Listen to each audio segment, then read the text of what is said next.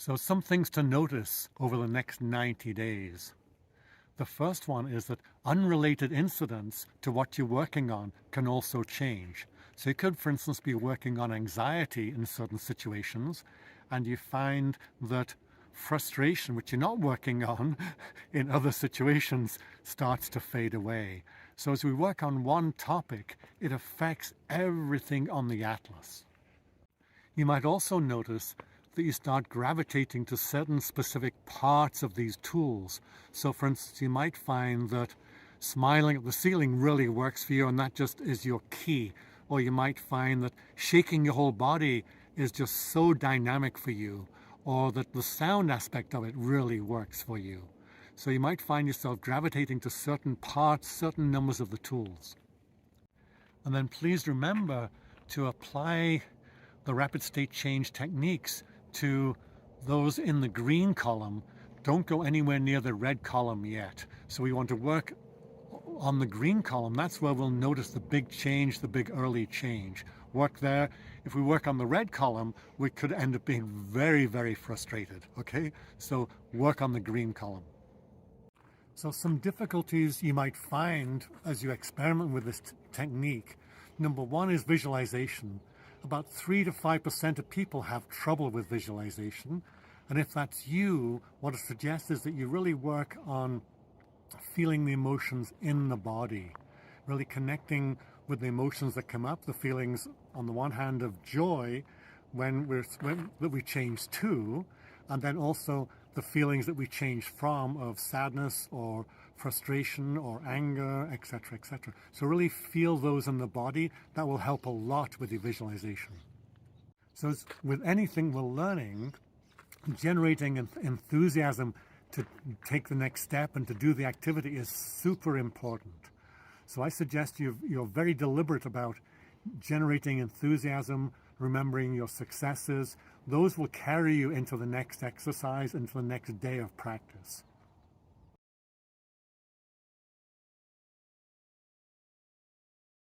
Number two is overthinking. So rapid state change is designed actually to stop our thinking, reduce thinking. So please don't overthink it. Please just take action and enjoy the benefits of reduced thinking. And number three is skeptics. Now, listening and chatting with skeptics about this and sharing with them, they can actually rapid state change you from enthusiasm into despair, okay? So don't listen to skeptics, don't get engaged with skeptics who can rapid state change you in the reverse way you want to go, okay?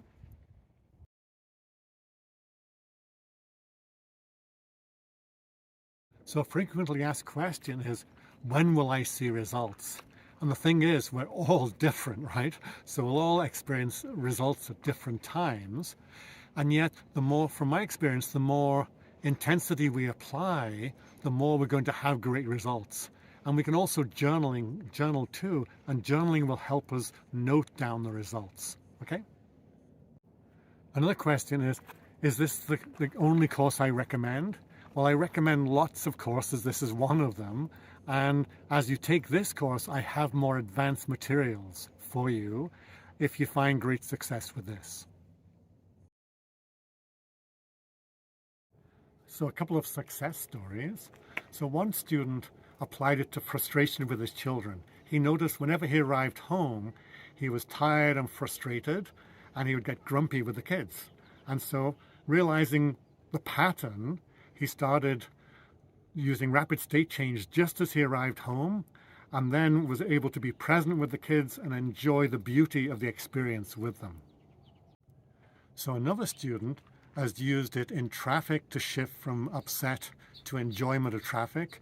Another student, when he comes out of his house in the morning, the cigarette butts lying on the ground that had been really frustrating for him.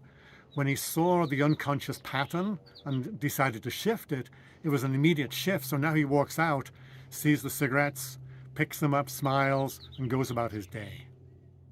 So another student wanted to become a speaker and started practicing, but was about to give up because they trembled so much on stage. They were so scared on stage.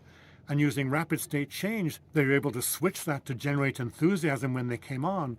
And that led them to giving great presentations, which led them to a whole career as a well-known public speaker. And then my own story, which I've already related to you, about being massively fearful about picking up the phone, which would have led to the elimination of that project.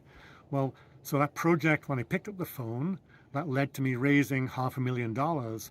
Then that led to me completing the project, which actually ended up influencing multi-million youth around the world.